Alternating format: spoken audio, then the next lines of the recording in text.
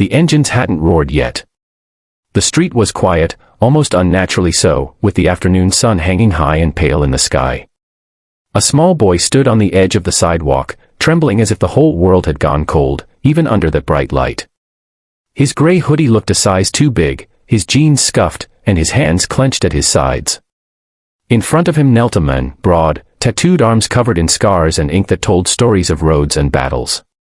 His leather vest bore the emblem of the Hells Angels, patches stitched tight and worn with pride.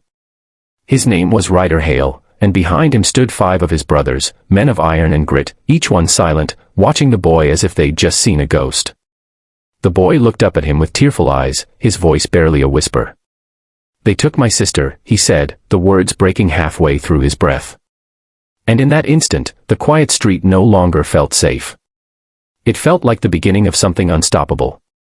If you believe in kindness, second chances, and the power of standing up for what's right, please take a moment to like, comment, share, and subscribe to Kindness Corner. These are the stories that remind us, even the roughest souls can have the biggest hearts. Ryder didn't speak for a moment. He just stared at the little boy, Evan, his name would later turn out to be, and saw something in his eyes he hadn't seen in years. Helplessness. The kind that cuts deep. Behind him, the other bikers exchanged uneasy glances.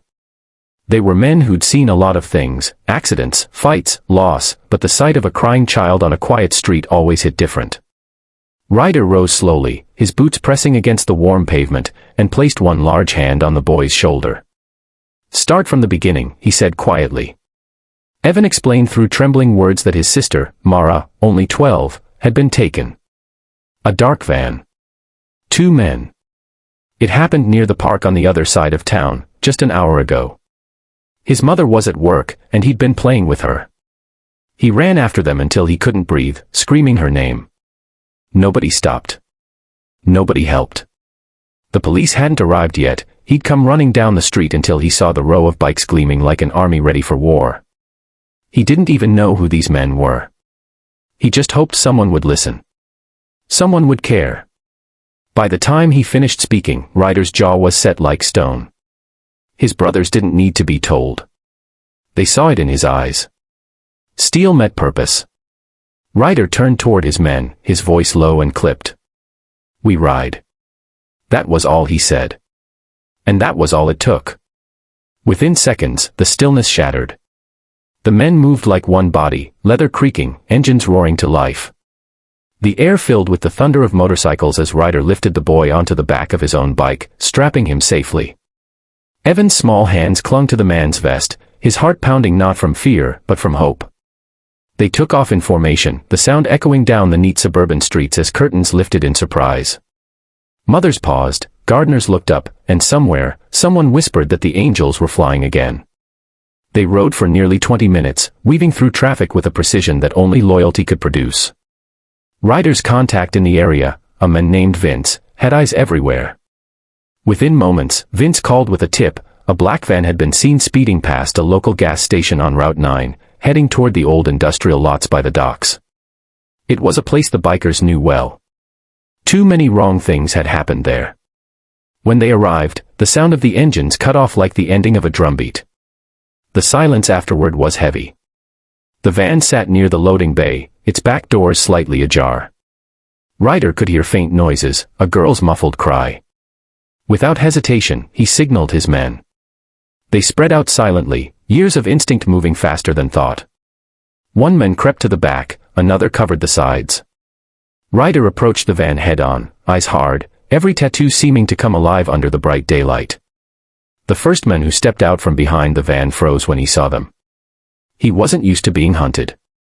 Within seconds, the bikers had him pinned. Ryder yanked open the back door and found Mara, frightened, wrists tied, eyes wide with disbelief. He didn't speak, just reached out and untied her gently, his movements careful, almost fatherly. "You're safe now," he murmured, his voice breaking the tension. Evan ran toward her the moment she was free, wrapping his arms around her as if he'd never let go again. For a long moment, none of the bikers spoke. They just stood there, watching the 2 kids hold each other, realizing that for all their tough exteriors, this was why they existed. Not for power. Not for rebellion. but for moments like this. The police arrived minutes later, drawn by the commotion. The bikers didn't argue, didn't boast. They simply nodded and backed away, letting the officers handle the aftermath. As they stood by their bikes, Ryder looked at his brothers. They were all quiet, the kind of quiet that comes when adrenaline fades and purpose settles in. "No one should ever feel alone in this world," he said finally. "Not a kid. Not ever." As they rode back through the bright, clean streets, Evan waved from the sidewalk, standing beside his sister and mother, who had just arrived in tears. She mouthed thank you over and over, but the roar of the engines drowned out her voice. It didn't matter. They'd heard it in their hearts.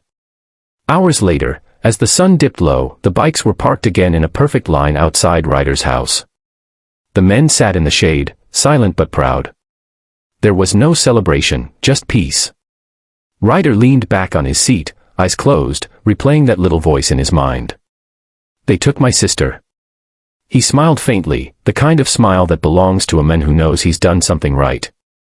If this story moved you, if it reminded you that kindness can come from the most unexpected hearts, please like, share, and subscribe to Kindness Corner.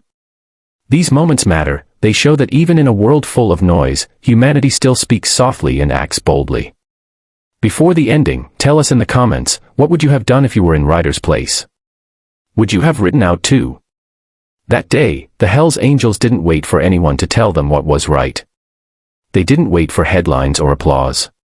They just rode, not for glory, but for a little boy's whisper that reminded them who they truly were. And as the engines faded into the distance, the world was reminded of something powerful: kindness doesn't always wear a halo. Sometimes, it wears leather.